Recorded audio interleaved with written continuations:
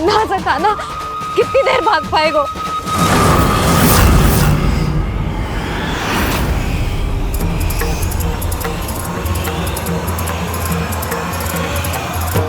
और कितनी प्रतीक्षा करोगे मेरी भक्त कालिया? भक्त नहीं, काल हूँ मैं तेरा।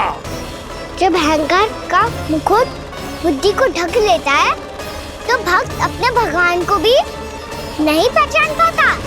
व्यर्थ की पहेली में मत उलझा बालक। ना मैं भक्त हूँ और ना तू भगवान।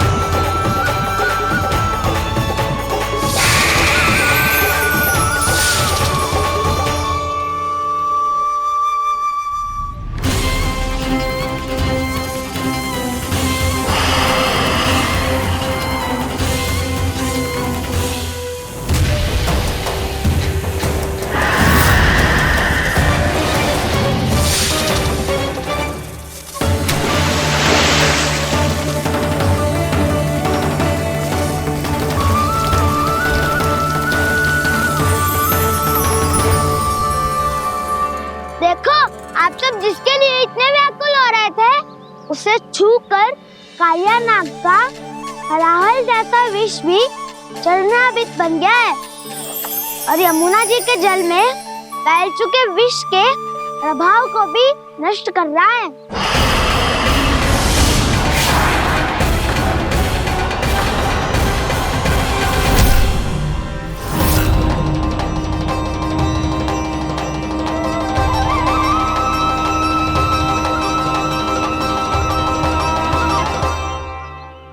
धर्म रक्षक, अधर्म विनाशक प्रभु श्री कृष्ण का कौशल सचमुच अद्वितीय है। नारायण नारायण।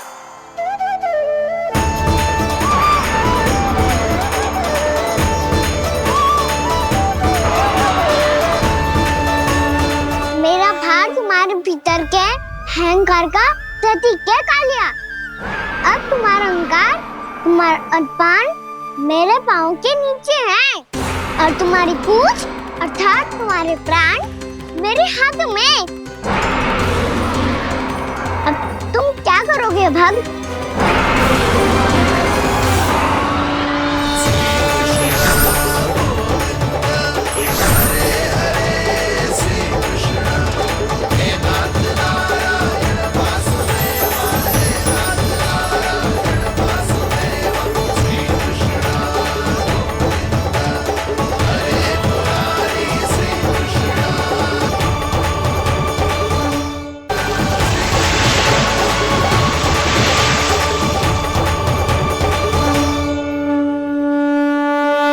प्रभु, भले ये आपको पहचानने में असमर्थ हो, पर हम सब ने आपको पहचान लिया है।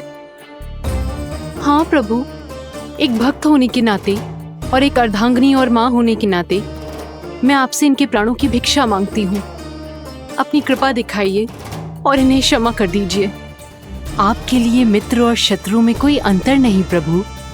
उसी तरह आपकी कृपा और दंड में भी कोई अंतर नहीं। दोनों दया ही तो हैं, अकारण ही किसी को प्राप्त नहीं होती। हमें विश्वास है कि हमारे पति को मिला ये दंड कोई अभिशाप नहीं है, आपका वरदान है। ये सत्य है प्रभु कि इनसे बहुत से पाप हुए हैं। इनके विष से बहुत सारे जीव जंतु को हानि पहुंची है, पर अब आपके चरण इनके शीश पर पड़ गए हैं। ऐसी कृपा तो बड़े बड़े महान महात्माओं को भी दुर्लभ है, और इन्हें प्राप्त हुआ तो अवश्य ही ये किसी महान पुण्य का ही फल है। हे प्रभु, उन्हीं पुण्य कर्मों की शक्ति का आह्वान कर मैं आपसे विनती करती हूँ, इन्हें प्राण दान दीजिए। मैं अपने इस भक्त को क्षमा अवश्य करूंगी देवियों, यदि ये अपने अहंकार को त्याग कर मुझे पहचान ले तो।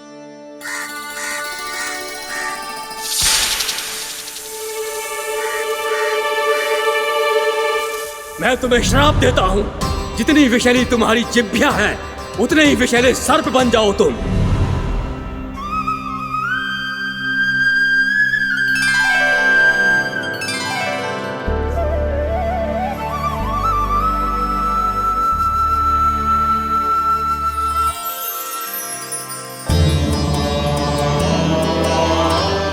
नारायण, मुझे क्षमा कीजिए नारायण।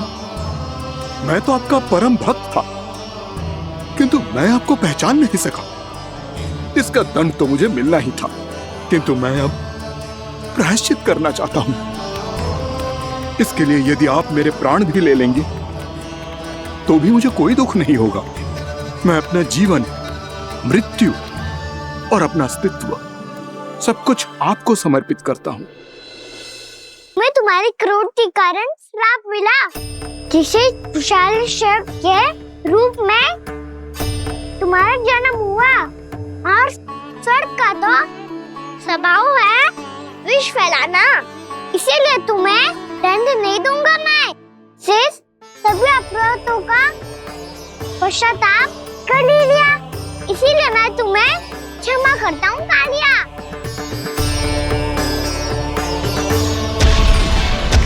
पर तुम्हें यहाँ से दूर समुद्र के बीच जाकर रहना होगा, जहाँ किसी निर्दोष का जीवन तुम्हारे विष से प्रभावित ना हो।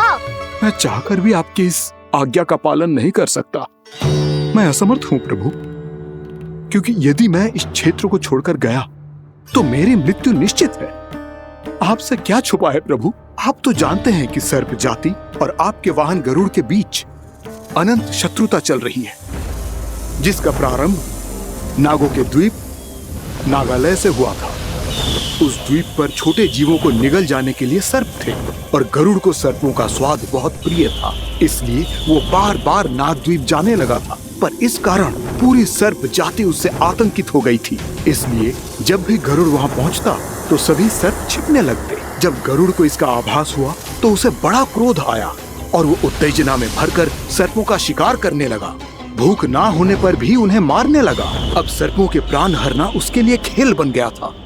इस भीषण समस्या का समाधान ढूंढने के लिए पूरी सर्प जाति महान सर्प वासुकी के सामने इकट्ठी हुई। हे महान वासुकी, हमारी सहायता कीजिए। नागद्वीप पर गरुड़ ने आतंक मचा दिया है। पहले तो वो हमें अपना भोजन बनाता था, लेकिन अब हम उसके खेल का साधन बन चुके हैं। भूख हो या ना हो, जब तब आकर वो हमारे प्राण हर लेता है। अनुचित हिंसा के इस प्रथा का आरंभ सर्पों ने ही किया है। पहले आप सबने पूरे द्वीप पर अधिकार कर लिया, फिर आहार के साथ साथ आनंद के लिए भी आप सभी ने निर्दोष जीवों की हत्या की। और जब सृष्टि का संतुलन बनाए रखने के लिए गरुड़ आपको अपना आहार बनाने आया, तो आप सब अपने प्राणों की रक्षा के लिए छिपने लगे। तो फिर गरुड़ का उत्तेजित होना तो स्वाभाविक ही था। नागनाथ, जो हमने अन्य जीवों के साथ किया वही अब हमारे साथ हो रहा है, परंतु ये भी तो सृष्टि के संतुलन के विरुद्ध ही है ना? अवश्य है, इसलिए मैं गरुड़ से चर्चा करूंगा। धन्यवाद प्रभु।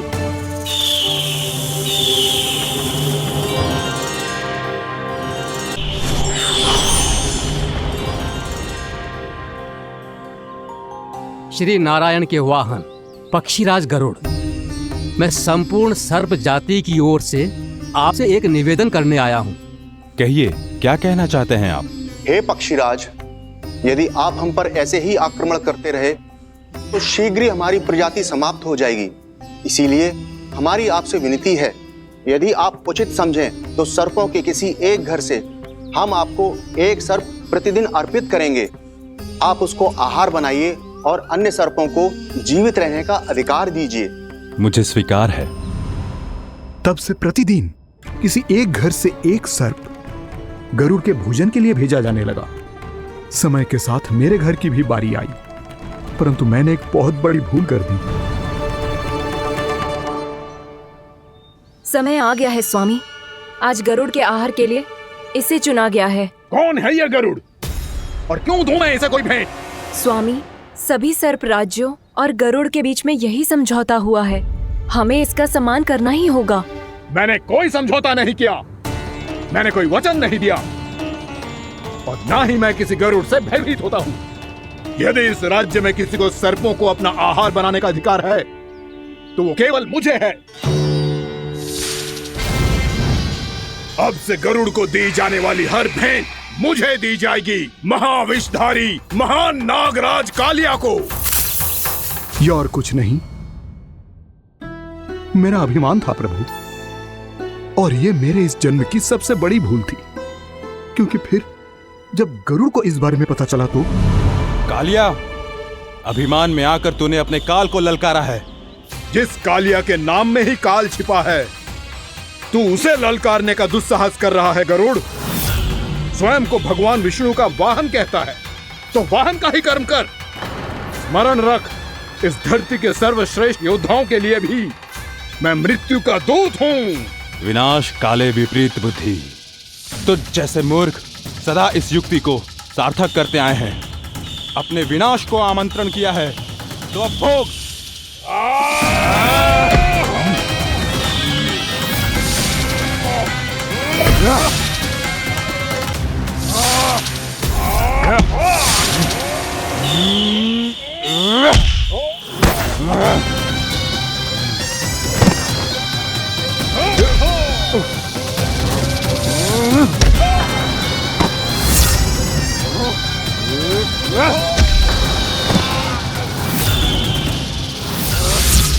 जिसने मेरा भोजन चुराने की धृष्टता की है वो इसी योग्य है।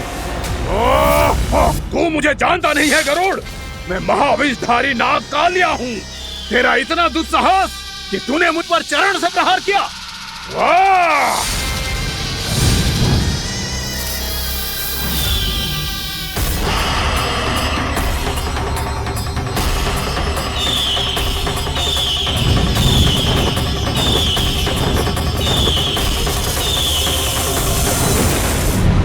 मैं अपने अभिमान में भूल गया था कि गरुड़ मुझसे कहीं अधिक शक्तिशाली है।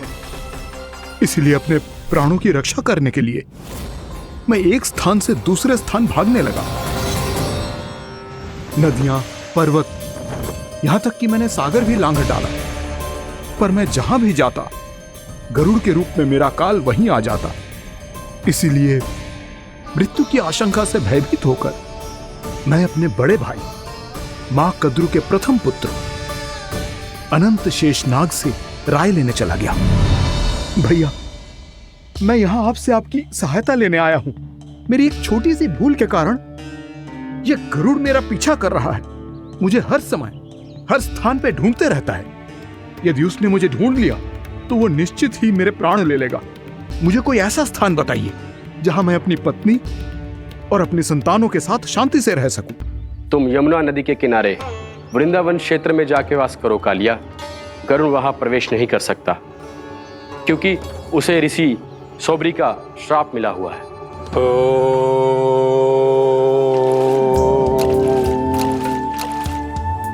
ध्यान और तपस्या का नित्य कर्म करते हुए ऋषि के मन में मछलियों के प्रति प्रेम भाव इतना बढ़ गया कि वो भूल गए सभी जीव खाद्य श्रृंखला का भाग होते हैं, और मछलियां भी इस नियम की अपवाद नहीं है। उन्हें मछलियों की अटखेली इतनी अच्छी लगने लगी कि वो इस क्षेत्र के मछुआरों को भी मछली पकड़ने की अनुमति नहीं देते थे।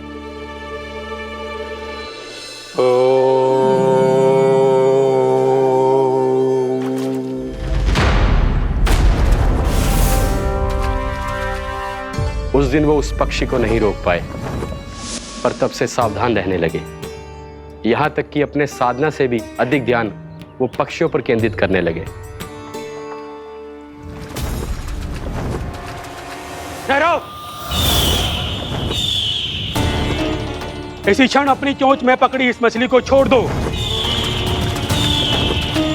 तुम्हें इन मछलियों का आहार नहीं करना चाहिए पक्षीराज। ये तो खाद्य श्रृंखला का नियम है ऋषिवर। यदि मैं इनका आहार नहीं करूंगा तो कोई और पक्षी कर लेगा। मैं अपने आनंद या प्रतिशोध के लिए इनके प्राण नहीं ले रहा। ये तो बस मेरा भोजन है। पर यह मेरा तपस्या स्थल है। तुम यहाँ शिकार करके मेरी साधना में विघ्न नहीं डाल सकते पक्षीराज। यदि आपकी यही इच्छा है तो मैं आज के बाद यहाँ नहीं आऊंगा।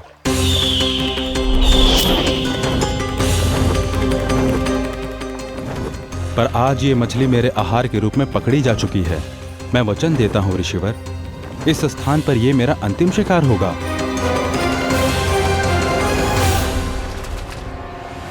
आज के बाद यदि तुमने वृंदावन की निकट उड़ान भी भरी तो तुम सैकड़ों टुकड़ों में फटकर मारे जाओगे पक्षीराज। ये मेरा श्राप है।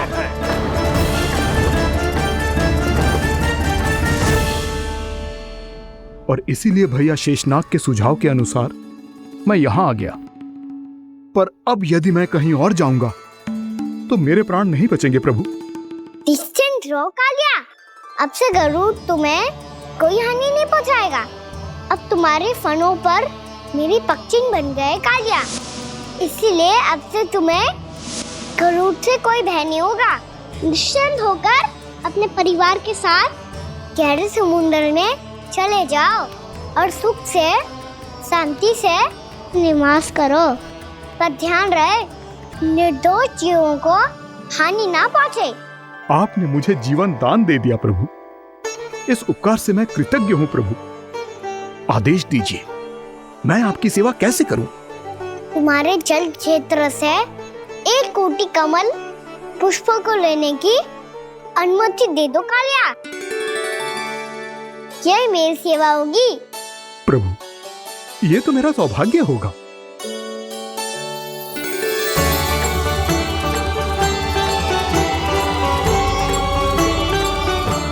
एक कोटि के स्थान पर हम 3 कोटि कमल पुष्प ले आए प्रभु।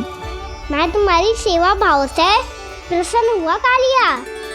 रमणक द्वीप पर चले जाओ ताकि तुम्हारे कारण फिर कभी किसी निर्दोष जीव को हानि ना पहुंचे और न ही तुम्हारा विष मेरे प्रिय यमुना नदी के जल को दूषित कर पाए। मैं तुम्हें आशीर्वाद देता हूँ। आज यहाँ मेरे द्वारा तुम्हें दिए गए इस आदेश का स्मरण जो भी भक्त करेगा और प्रातः काल और संध्या काल में इसका उच्चारण करेगा, उसे फिर कभी किसी संकट से कोई भय नहीं होगा। ये स्थान अब से काला कुंड के नाम से जाना जाएगा। यहाँ पर स्नान करने वाला और देवताओं को इस क्षेत्र से जल का अर्घ्य देकर प्रसन्न करने वाला भक्त यदि मेरा स्मरण करके पा सकेगा तो वो अपने सभी पापों से शीघ्र ही मुक्त हो जाएगा।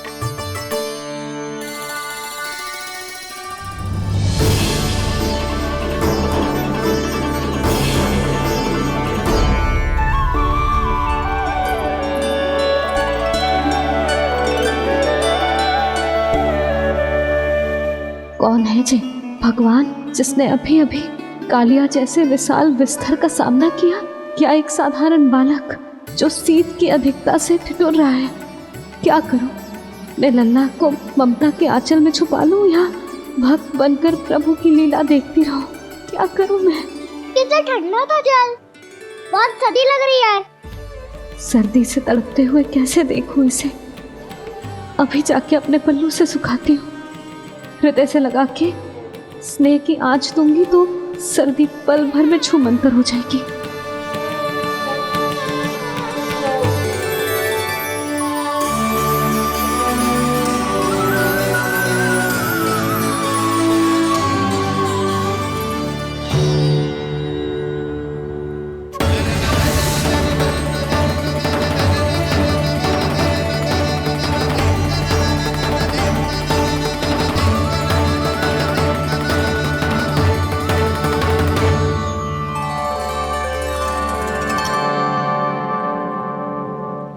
मेरी आवश्यकता ना है इसे। ये तो सच्ची में भगवान ही है, जिसकी ठंड दूर करने के लिए स्वयं द्वादश आदित्य प्रकट हो गए हैं।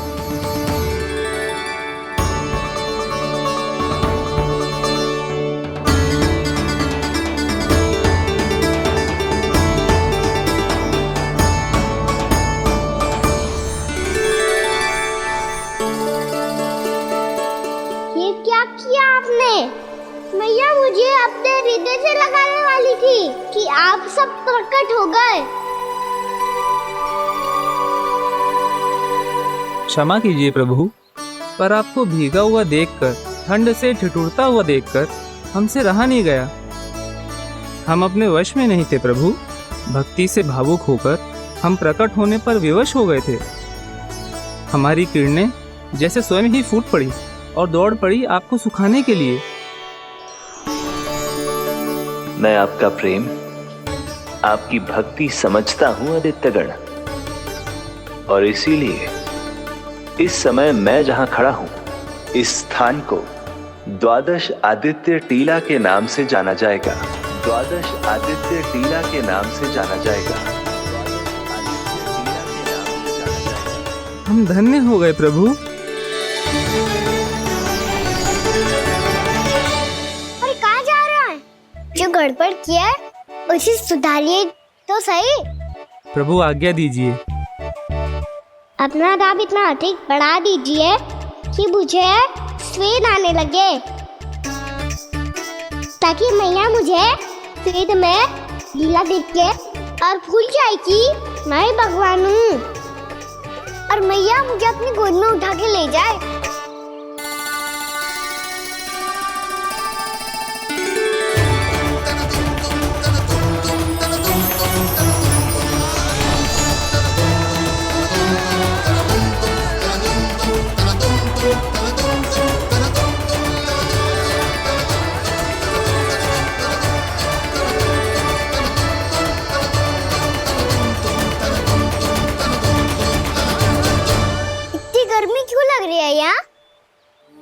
श्वेत की एक बूंद भी आती थी तो मैं अपना आंचल लेकर पहुंच जाती थी इसके पास।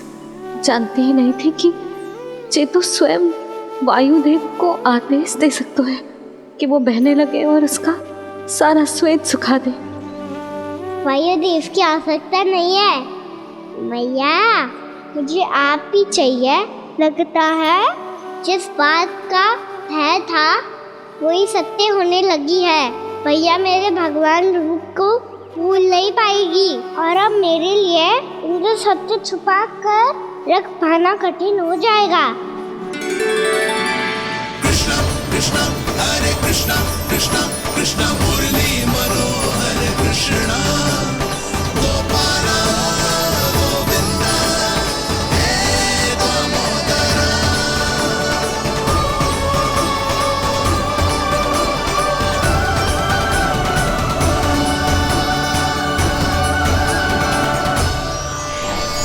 प्रभु, आपके श्वेत से बने इस प्रसंगदान सरोवर का प्रणाम स्वीकार कीजिए।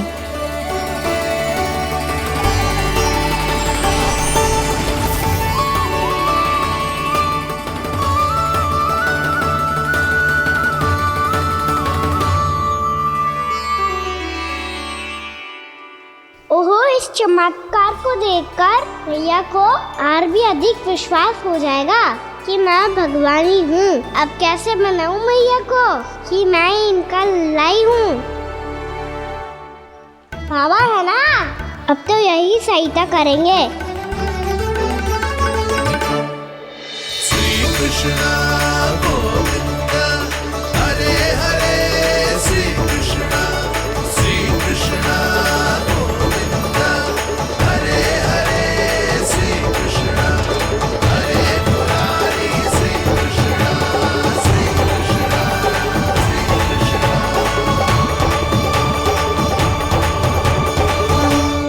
ओए कोटि ना, मैंने तो 3 कोटि कमल पुष्पों का प्रबंध कर दिया है और चिंता करने की आवश्यकता ना है। 1 कोटि कमल के स्थान पर 3 कोटि कमल पुष्प मिल गए हैं। हाँ कान्हा, मैं उचित संदेश के साथ ये सारे पुष्प उस कंस के पास भिजवाता हूँ। महाप्रक्रमी कान्हा की जय। वृंदावन रक्षक कान्हा की जय। महाप्रक्रमी कान्हा की जय। भानु जी नंदराज, बाकी गांव वालों को लेकर ये सारे पुष्प इकट्ठा करो और कंस के दरबार में पहुंचाओ। जी।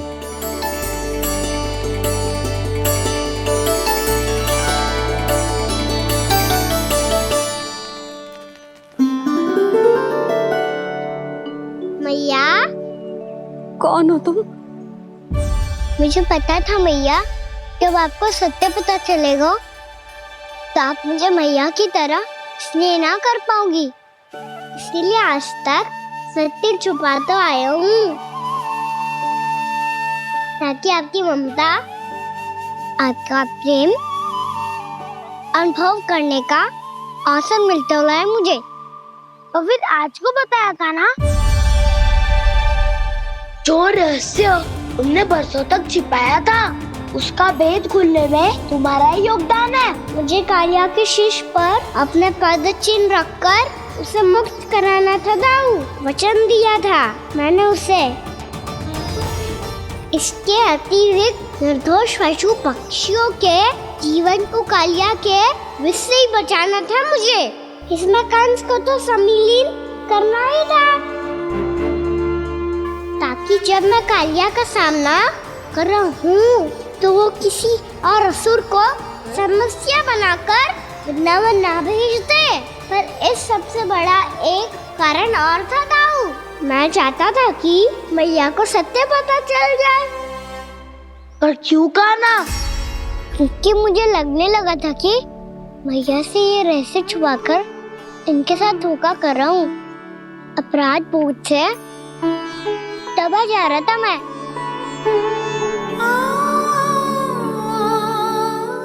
जो सत्य आपको, बाबा को, सभी को पता है, यहाँ तक कि मेरे सखा भी जानते हैं,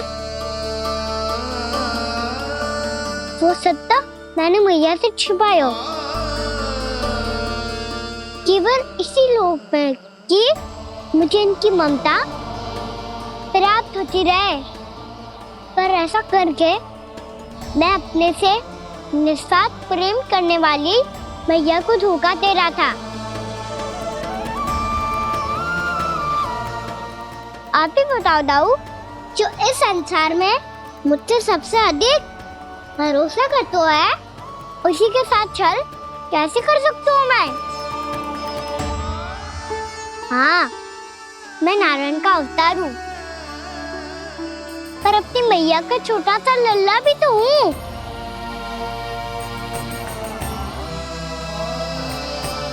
इसीलिए तो यमुना जी में छलांग लगाने का एक कारण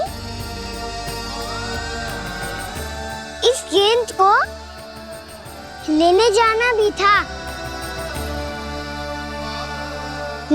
स्नेह से बनाई थी मैया ने गेंद, इसे अपने से दूर कैसे होने देता मैं? आपको आभास भी ना है मैया कि आप मेरे लिए कितने महत्वपूर्ण हो।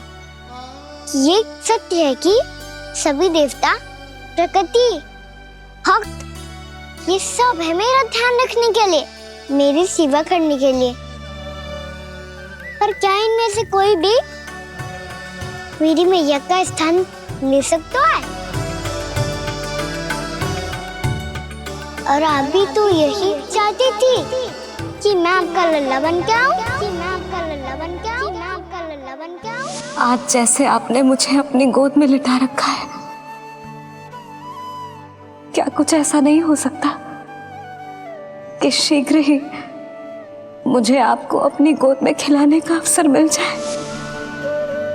मैया, नारायण का अवतार होना क्या इतनी बड़ी समस्या है कि आप हृदय से भी राह लगा सकते? मैया,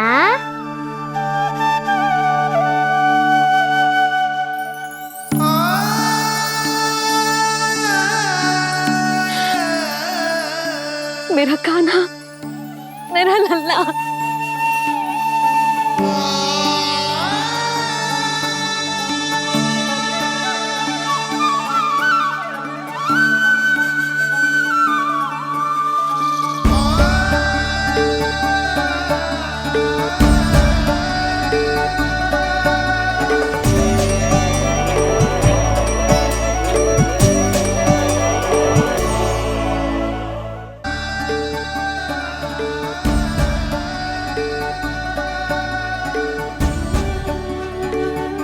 जे सत्य है कि जे जानने के बाद कि तू श्री नारायण का अवतार है,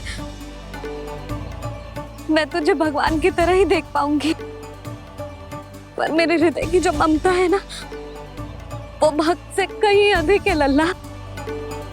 फिर चाहे तू साधारण बालक हो या श्री नारायण का अवतार, तू सदैव ही मेरा लल्ला है, मेरा लल्ला था और सदैव ही रहेगा।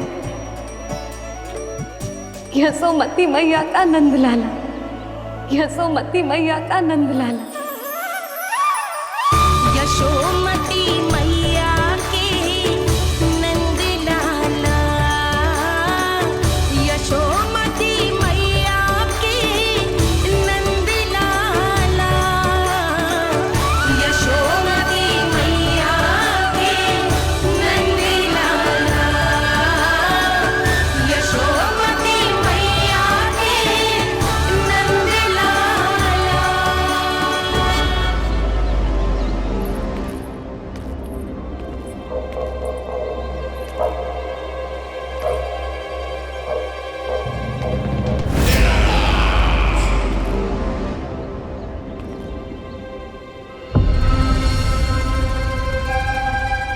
क्या है ये सब? वृंदावन से पत्र आया है महाराज। विनती की गई है कि इसे आपके सामने पढ़ा जाए। पढ़ो। शीघ्र करो। महाराज कंस, पूजा के लिए आपको 1 कोटि कमल पुष्पों की आवश्यकता थी। वृंदावन वासियों की ओर से मैं आपको 3 कोटि पुष्पों की भेंट भेज रहे हूँ। कृपया अतिरिक्त पुष्पों को अपनी गोप प्रजा की विनम्र श्रद्धांजलि समझकर स्वीकार करो महाराज। आपको ये जानकर प्रसन्नता होगी कि जैसे ही मेरा पुत्र कृष्ण कालिया नाग के सामने पहुंचो, वो महाभयंकर नाग भी आपके भय से कांप उठा और स्वयं ही जे सभी पुष्प हमारे द्वार पे पहुंचा गो। यदि आपको अब भी आवश्यकता हो तो और भी पुष्पों का प्रबंध किया जा सकता है। आपका विनीत गोपराज नंद। हमारा संघर्ष अभी समाप्त नहीं हुआ है विष्णु अवतार। यशोमती मैया का नंदलाला। पत्र में लिखा है महाराज, उसे इसी नाम से बुलाया जाना प्रिय है।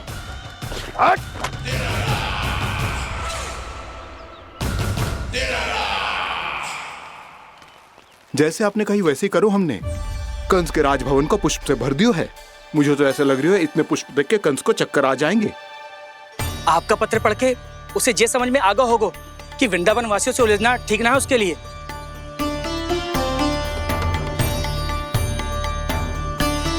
वैसे ही हमारे श्री कृष्ण हमारी रक्षा करने के लिए है ना।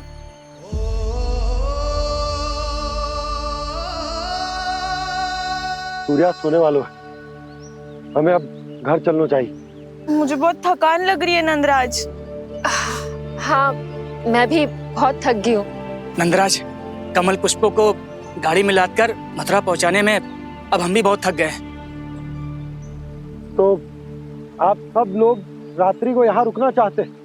वैसे सुझाव तो अच्छा है नंदराज।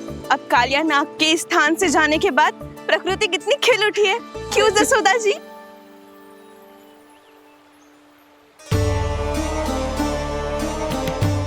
सब सामान्य है, ये जान के भी कि कान्हा भगवान नारायण का अवतार है, किसी को कोई अंतर ही ना पड़ रहा है। तो फिर मेरा मन क्यों अटको है अभी तक?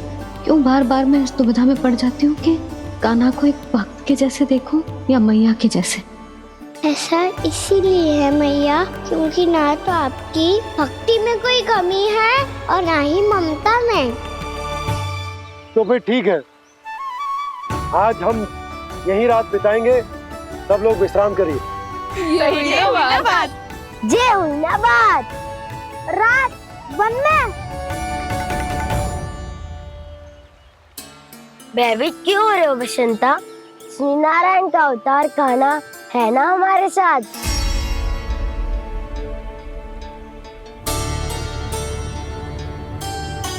लगता है कोई मैया को भूलने ही नहीं देगा कि मैं नारायण का अवतार हूँ।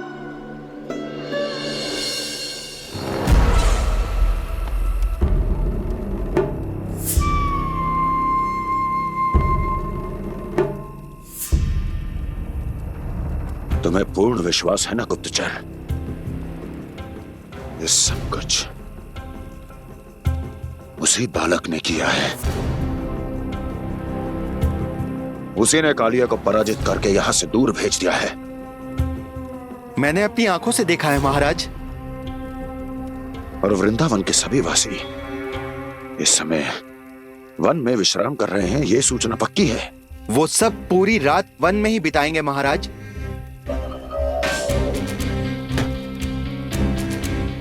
मेरी रातों की नींद छीनकर वो वन में आनंद कर रहे हैं।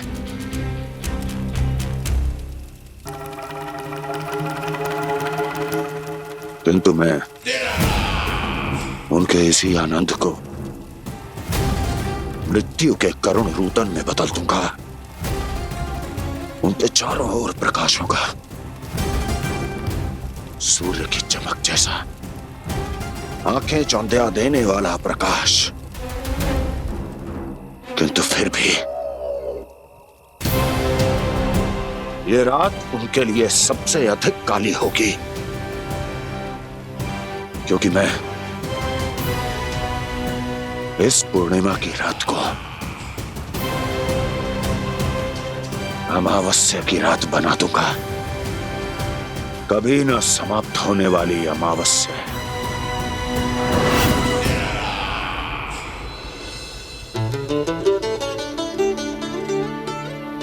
भाभी देखो, वन देवी प्रसाद के लिए जे केले लाई हूँ मैं।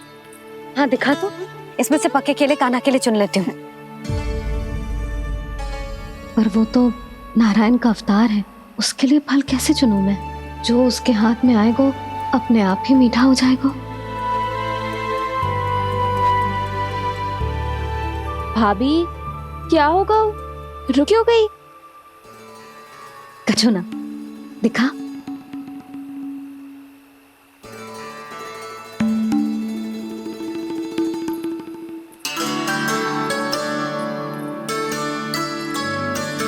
कान्हा, तुझे भूख लगी आई होगी ना?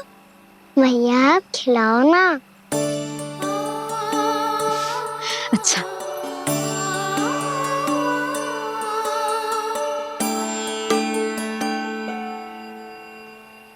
ले।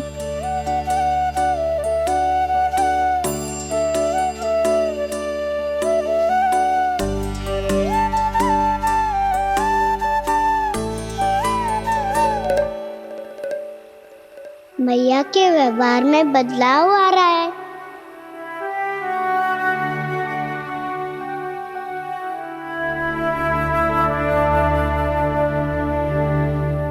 कान्हा, बंसी काका हम सबको वन में आग जलाना सिखा रहे हैं, ताकि भयानक पशु को दूर करा जा सके।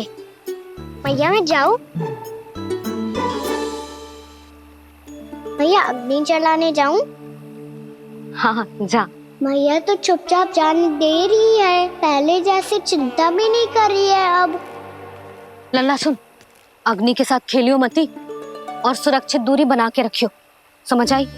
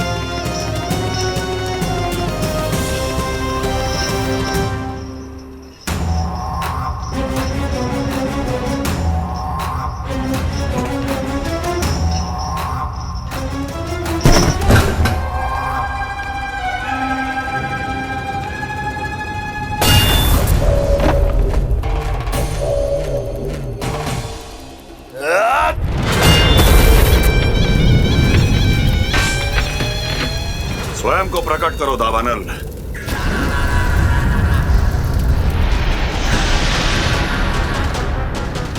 प्रणाम महाराज।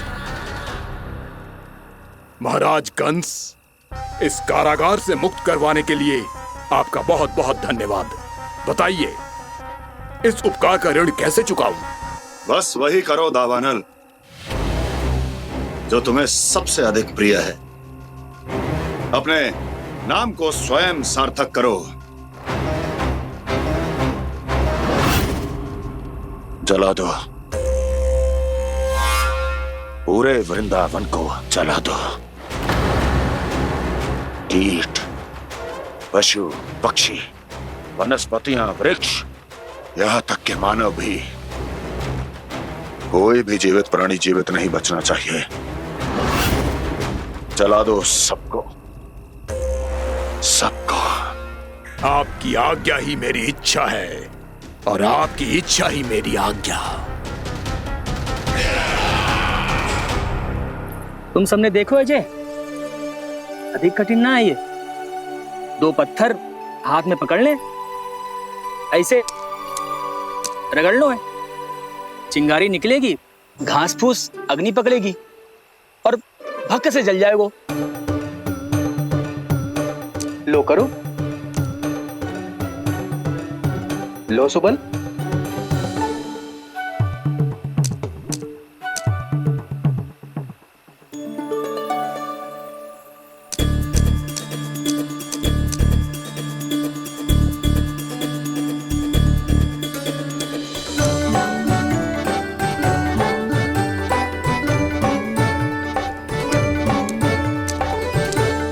ले कान्हा, तू भी प्रयास करके देख ले। पर जितना सरल जय कह रहे थे उतना सरल ना है अग्नि जलाना।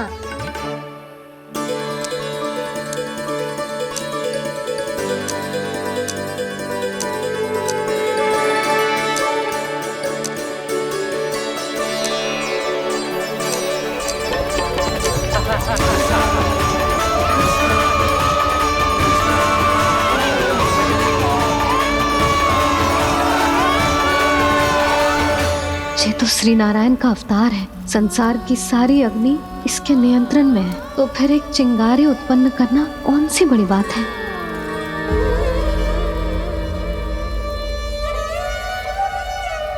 ऐसे तो मैया मुझे धीरे धीरे अपना लल्ला मारना ही भूल जाएगी। ये उचित नहीं है, अब मुझे ही कुछ करना होगा।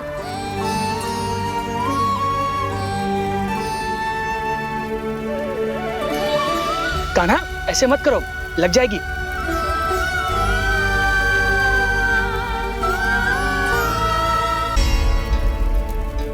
कान्हा, संभाल के, ध्यान कहाँ है तेरो? कालिया नाग का हलाहल जैसा विष जिसका कछु न बिगाड़ पाई, जिस साधारण सी अग्नि उसे हानि कैसे पहुंचा पाएगी। मेरी ममता बार बार चिंता करने पे विवश कर देती है मुझे। भूल जाती हूँ मैं कि ये तो श्री नारायण का अवतार है। यही तो मैं चाहता हूँ मैया।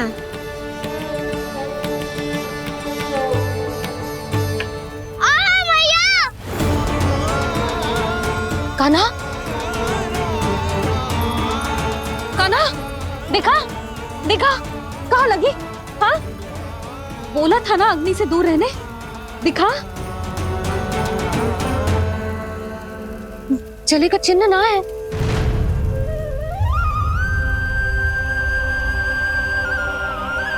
मेरे साथ खेल खेल रहा है जे।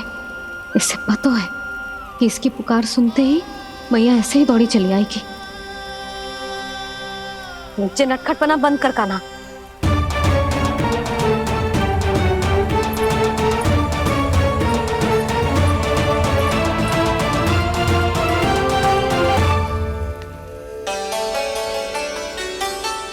यशोदा, आ जाओ, कान्हा को भी बुला लो।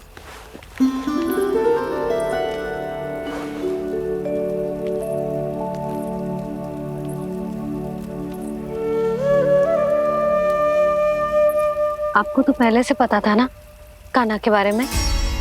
हाँ, वो यशोदा, कान्हा ने मुझसे वचन लिया। ना ना, मैं आपको ताना ना दे रही। मैं तो बस ये सोच रही थी कि आप अपने आप को कैसे समझा पाते हो,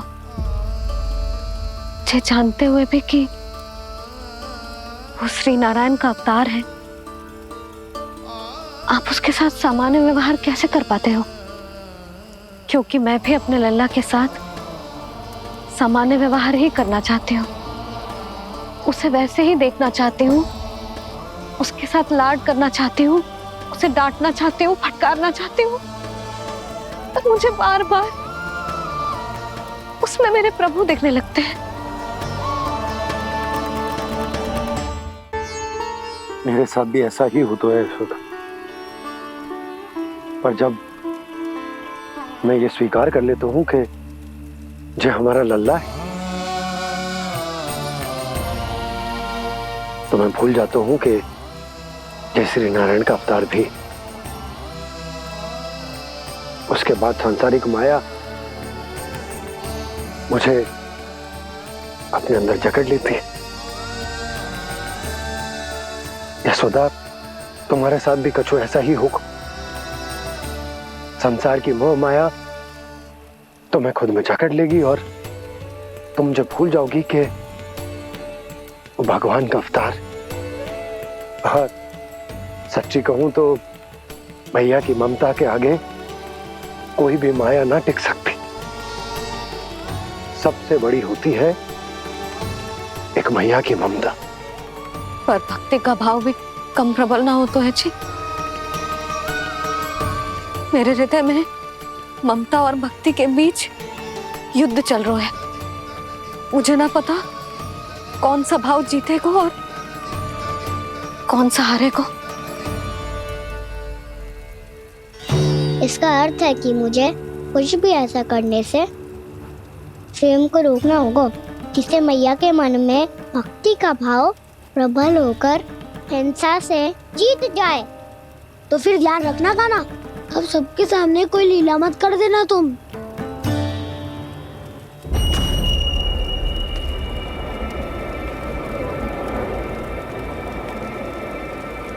वो देखो, वो वहां बैठे हैं सब कोने में।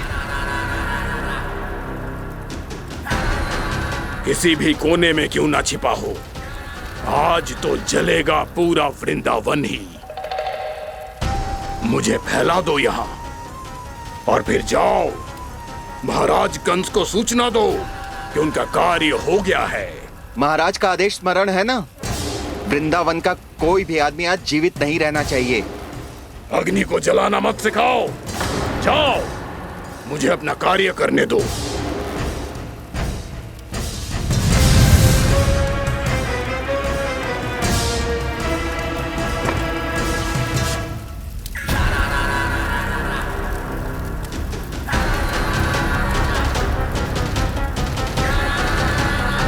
नारायण नारायण हरे हरे, श्रीमन्नारायण नारायण हरे हरे, भजमन नारायण नारायण हरे हरे।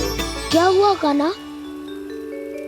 मैंने आपको कहा था ना कि मैं कोई लीला ना करूं, पर देखो कंस मामा ने असुर वृंदावन को भेज दिया है।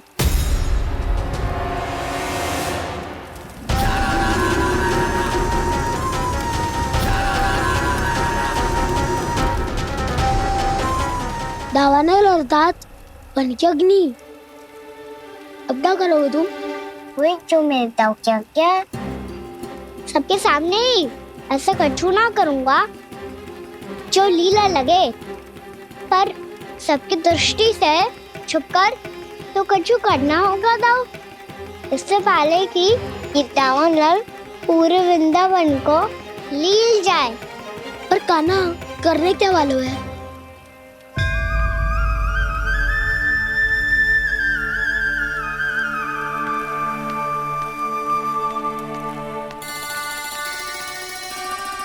भैया बहुत थको, सुला दो ना। आजा।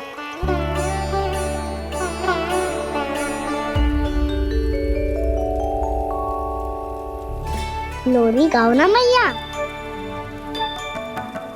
सब जन आंखें बंद कर लो, मैया लोरी सुना रही है।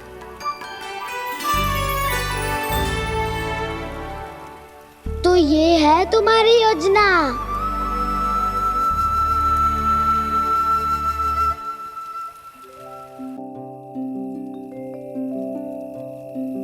आजा रे निंदिया आ जल्दी से आ, मैया लोरी सुनावे आजा रे अरे गोदी का पलना है बैया डोरी, झूले उसमें कान्हा रे आजा रे अरे, तुझसे है पूरन दुनिया मोरी, लल्ला तो मेरा मैया मैं तोरी आजा रे अरे।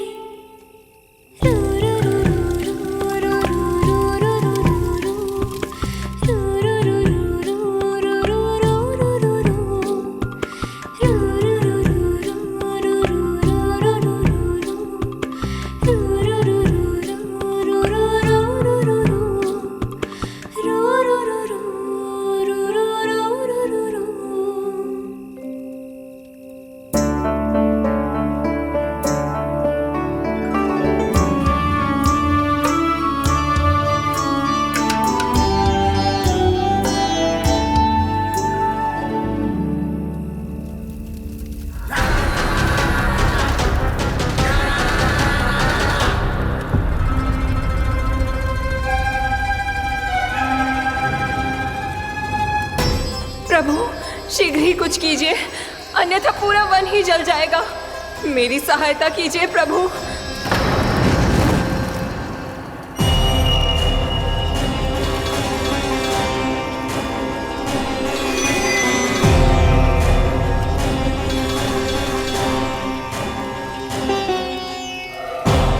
आज कोई नहीं रोक सकता मुझे। आज इस वन का एक एक दिन का जला डालूंगा। मुझे भूल गए दामनल, मैं तुम्हें ऐसा करने की आज्ञा नहीं दूंगा।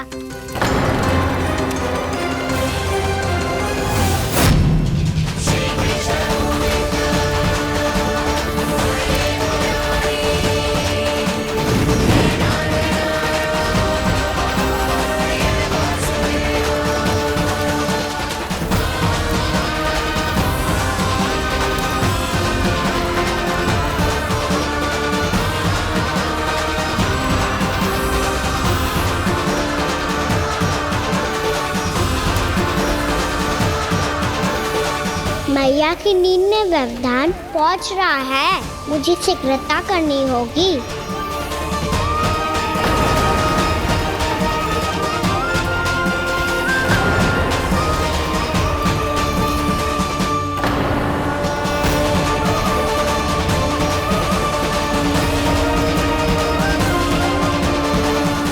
कुछ ही समय पहले बुझती हुई चिंगारी से घबरा गया था, अब इतने विशाल दावानल को निगल गया। फिर से गड़बड़ कर दी कान्हा ने। समझाया था कोई लीला मत करना, तुम्हारी समस्या और बढ़ जाएगी।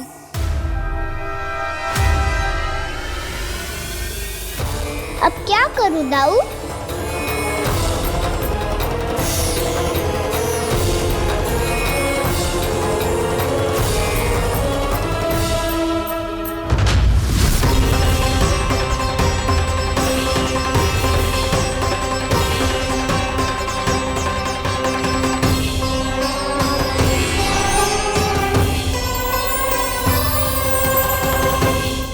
जब जब मैं इसे अपने लल्ला के रूप में देखने का प्रयास करती हूँ, मुझे प्रभु दिखते हैं। कैसे कैसे समझाऊं अपने आप को?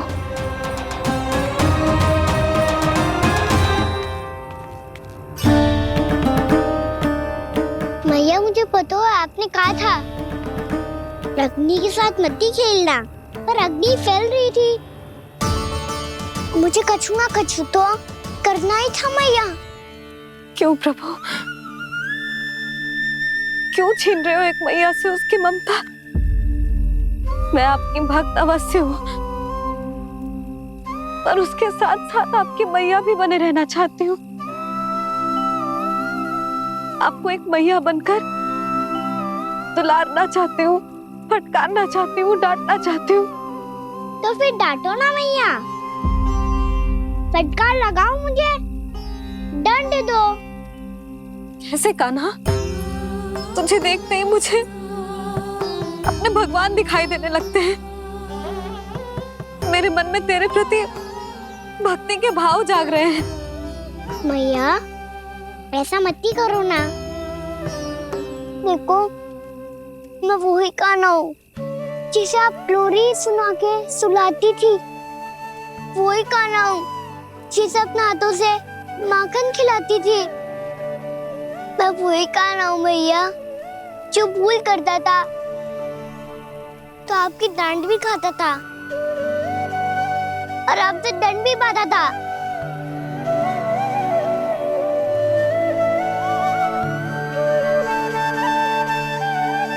मैया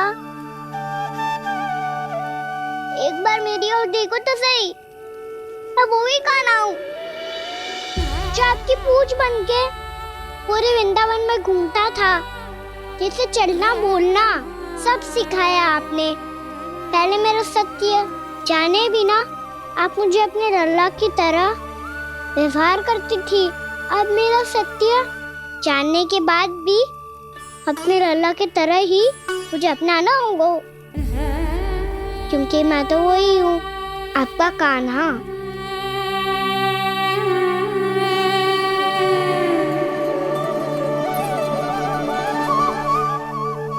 इतना प्यार करते हो तुम मुझसे? जब मैं तेरे भीतर भगवान का रूप देखती हूँ तो मैं भयभीत हो जाती हूँ कान्हा। ये सोच के कि तू मुझे छोड़ के तो ना चला जाएगा। कहीं गया भी तो सदैव आपके हृदय में ही रहूंगा। वही तो है मेरा असली निवास।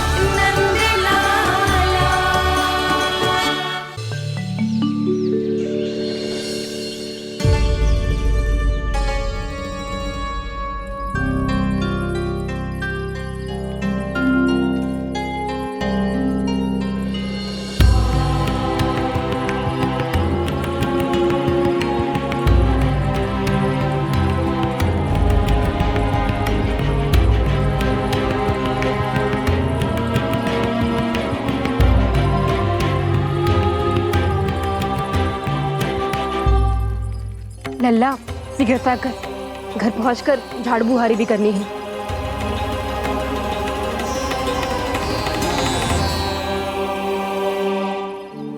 का होगा? ये सब ठहर क्यों गए? ये सब क्या होगा?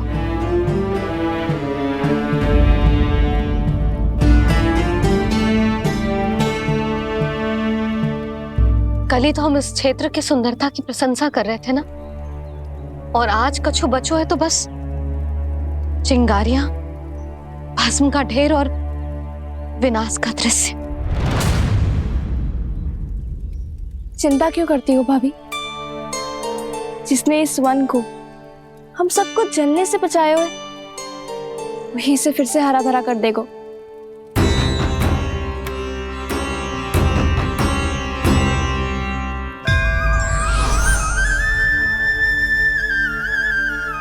नंदराज, इस समय घर जाना सुरक्षित होगो?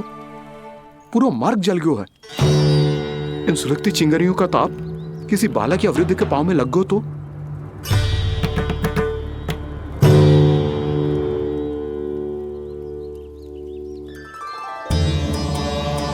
चिंता की कोई बात नहीं है बाबा, हम सब महर्षि गर्ग के आश्रम में जा सकते हैं। वहाँ सारी व्यवस्था हो जाएगी, कोई यहाँ से अधिक दूर भी नहीं है।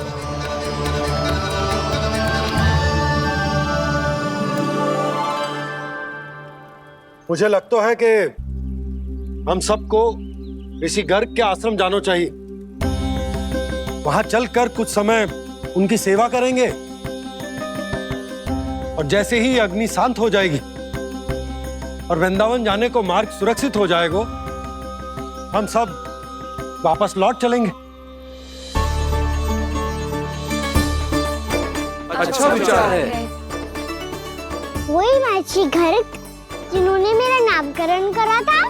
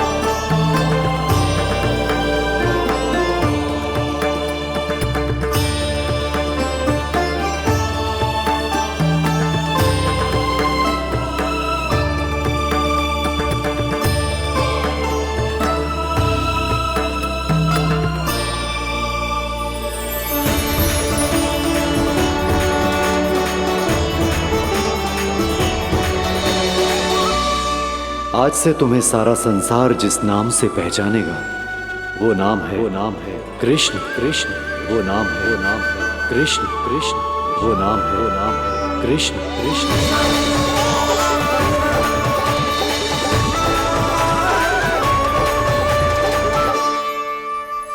प्रणाम ऋषिवर।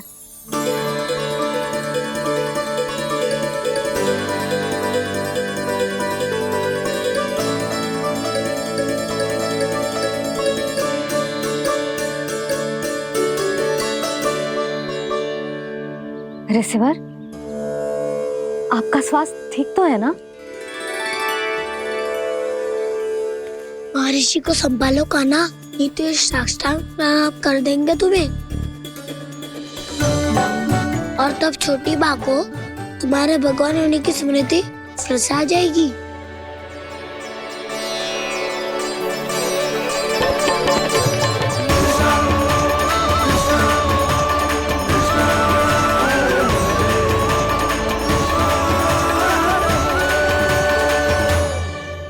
भक्तों को भगवान के दर्शन मिलते हैं, मुझे तो साक्षात भगवान ही मिल गए।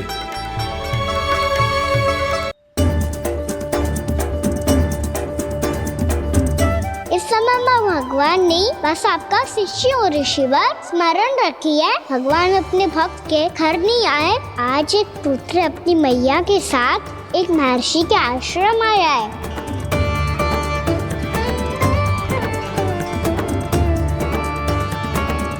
देखो तू इसे, ऐसे हृदय से लग रहा है जैसे कितने अच्छे से जानता हूँ। जानते हो मैया, बाबा ने कितनी बार बताया हो इनके बारे में कि कैसे मेरा नामकरण करा था, इसीलिए तो इतने विशेष है ये मेरे लिए।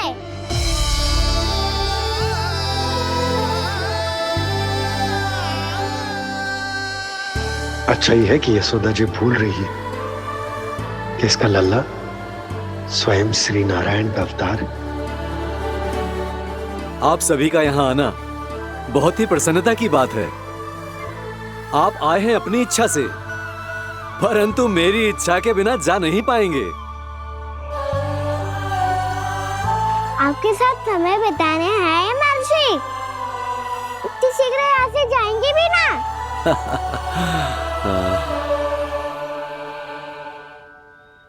लगता है कान्हा के मस्तिष्क में कोई योजना है।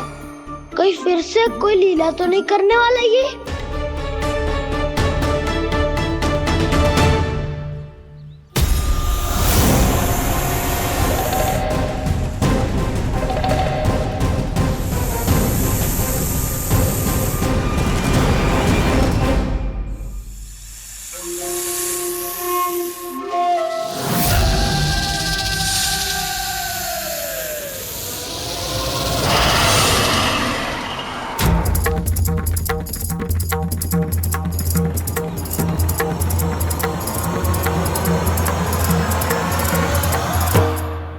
क्या बात है कान्हा?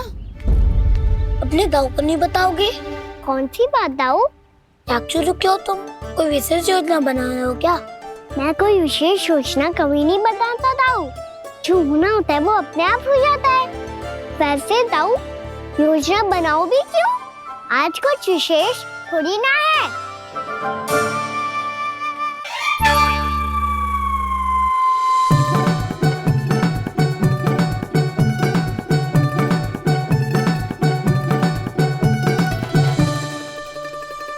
अच्छा, तो मेरा जन्मदिन इसके लिए विशेष अवसर नहीं है या फिर इसे स्मरण ही नहीं है कि आज मेरा जन्मदिन है?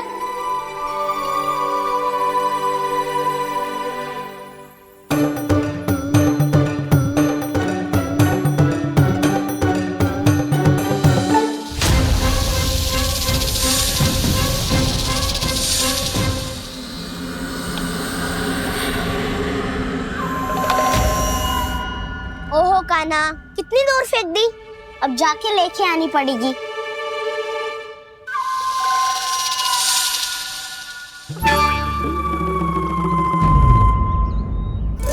बलराम, वहाँ खड़े क्या हो? आओ खिल्ली लेके आते हैं।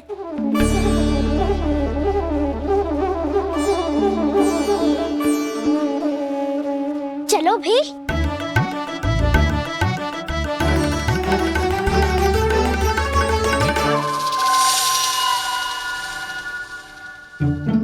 अब मेरी बारी है। नहीं नहीं, अब मैं खेलूंगा। क्या हुआ दाऊ, क्या देख रही हो? ऐसा लगा कि जैसे कोई था यहाँ। वरना दाऊ कोई ना कोई तो जीव जंतु होगा ही। छोड़ो ना, अब आपकी बारी। मार गिल्ली बल लगा के। हाँ हाँ, बलराम को खेलने दो, अभी अभी आया ना।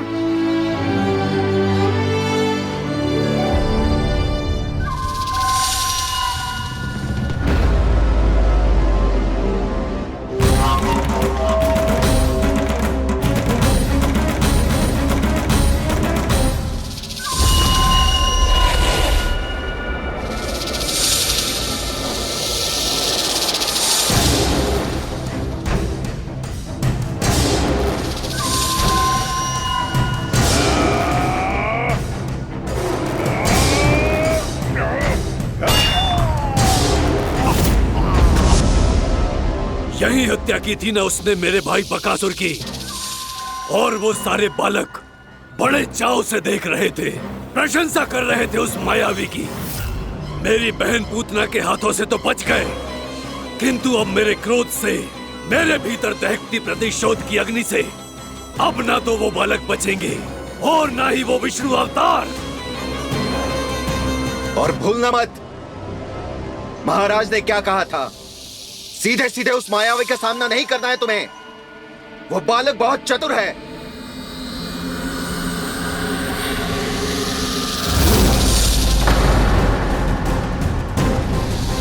पर है तो एक बालक ही, और एक नन्हा सा बालक क्या हानि पहुंचाएगा मुझ जैसे महाविशाल महाशक्तिशाली अघासुर को।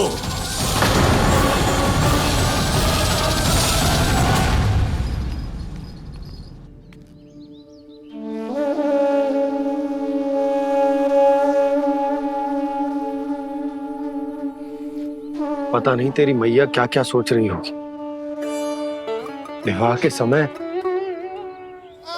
एक दूसरे को वचन दिया था, कभी भी एक दूसरे से कछु ना छुपाएंगे हम। और मैंने कितने वर्षों तक तेरे दिव्य होने की बात उससे छुपाई।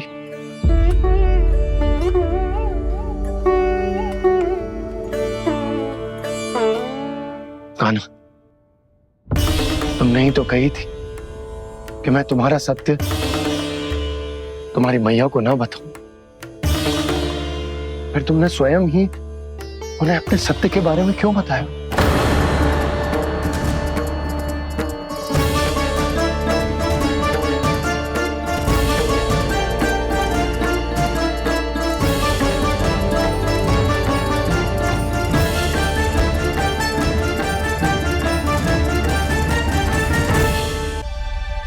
कान्हा, तुमने ही तो कही थी कि मैं तुम्हारा सत्य तुम्हारी मैया को ना बताऊं।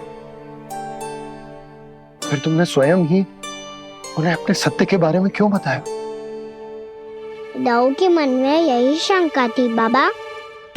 उन्हें भी मैंने यही कहा था कि मैया को कभी ना कभी तो मेरा रहस्य पता चलना था। किसी और से जानकारी मिलती तो उन्हें अधिक दुख होता।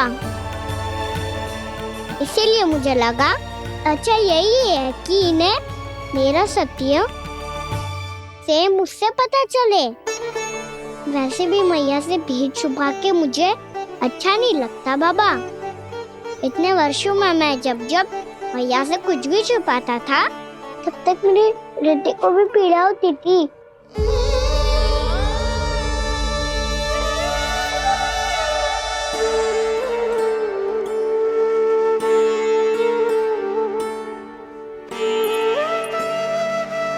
मैं समझ सकता हूँ कान्हा। क्या सोच रहे हो? कछु ना। क्या कछु ना? पता भी है ये सारे बालक कल रात से भूखे हैं। दो। कान्हा चल।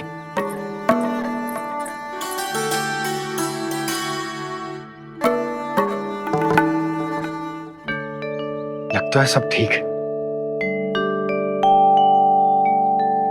क्या ठीक है?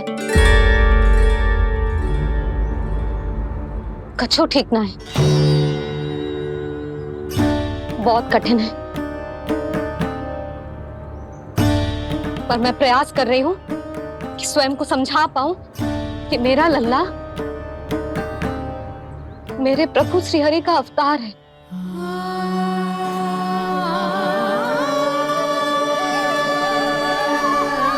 ठहर, तू कहां जा रहा है बिना बताए? पूरे संसार के लिए तू दिव्य होगो, मेरे लिए तू केवल मेरा लल्ला है। समझ आई? अब आके कछु खा ले। आ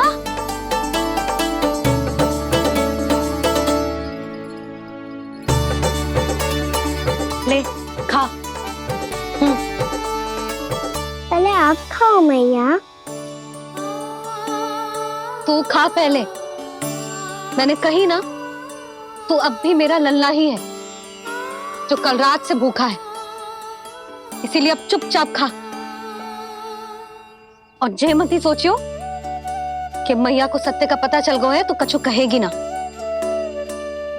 तेरी मैया हूं कान्हा, कस के डांटूंगी और आवश्यकता पड़ी ना तो डांटूंगी भी और दंड भी दूंगी। और फिर भी बात ना मानी तो स्मरण है ना ओखल? देख यहां भी है।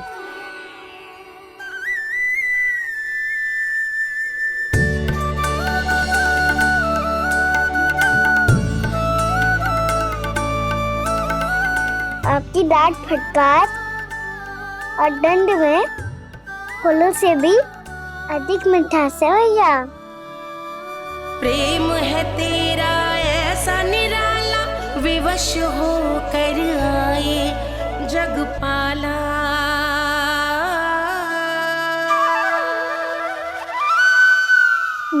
छोटी सी अनुमति चाहिए। फिर से वन जाना है? फिर से कोई लीला करनी है क्या? हाँ वो। बस बस, अधिक बहाने बनाने की आवश्यकता ना है। ठीक है, चला जा, पर वन के अधिक भीतर ना जाना, समझ आई?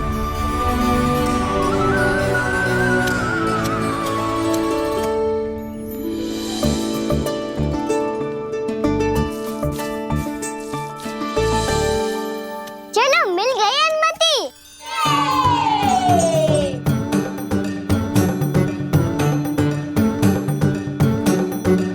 राहु, आप ना चलोगे हमारे साथ खेलने? नहीं, तुम जाओ, मुझे पौधा लगाना है। पर क्यों राहु? क्योंकि माँ ने कहा है आज मेरा कहा है कि पौधे लगाने से फल मिलते हैं। पर पौधा तो लगो, फल ना है। इतने शीघ्र फल नहीं आते खाना, कम से कम 1 वर्ष प्रतीक्षा करनी पड़ती है। तो 1 वर्ष के बाद इसी पौधे के नीचे बैठ के फल खाएंगे। आज के विशेष दिन को स्मरण रखना सिखाओ। सब स्मरण रखना, बस अपने दाऊ का जन्मदिन ही भूल जाना तुम। वैसे आज के दिन की एक और विशेष बात है। आज माँ को बनाने की आवश्यकता भी ना पड़ी, उसके बिना ही वन जाने की अनुमति मिल गई। जय हुई ना बात। अब चलो।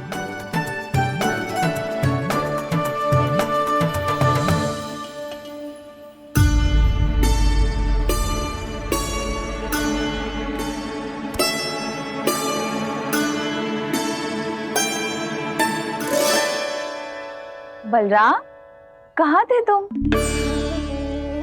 अच्छा, तुम्हें पता है महर्षि गर्ग ने मेरी विनती स्वीकार कर ली है।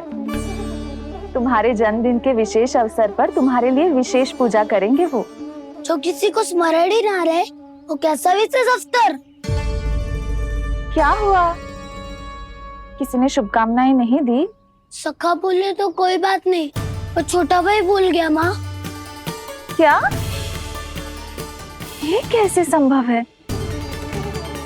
वही तो मैं भी सोच रहा हूँ माँ। पूरे संसार की हर छोटी से छोटी बात जिसे ध्यान रहती है, वो अपने बड़े भाई का जन्मदिन कैसे भूल सकता है? सुनो सुनो सुनो, ये तो अच्छा करो कि तुम सबने से किसी ने भी दाऊ को पता ना चलने दिया कि उनका जन्मदिन हमें स्मरण है। पर अब हमें उनके लिए कुछ ढूंढना होगा। हाँ, हम सबकी ओर से कोई ना कोई विशेष उपहार। तो फिर गौवंश का ध्यान कौन रखेगा? और कौन? तुम। गैया मैया की तो समस्या ना है, पर जब बछड़े मेरे वश में ना आते, इन्हें तो कान्हा ही संभालेगा। अच्छा ठीक है, पर तुम सब जाओ और कुछ अनोखा ढूंढ कर लाओ। गए सब? अब इनकी अनुपस्थिति में शांति से अघासुर का अभिमान भंग करूंगा। इसे क्या लगता है ये मुझे अपने जाल में फंसा लेगा? इसके मित्रों को मृत्यु के जाल में ऐसे फंसाऊंगा मैं कि ये रक्षा की भिक्षा मांगेगा मुझसे।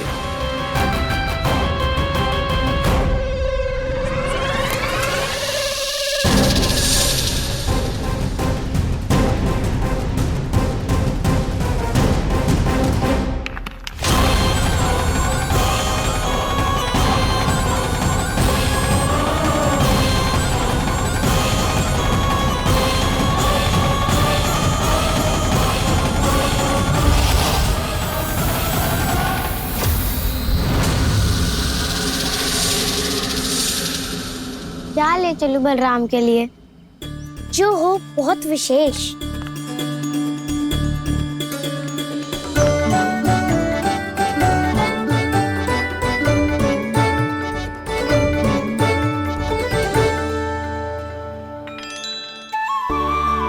ये फल उसे बहुत प्रिय है।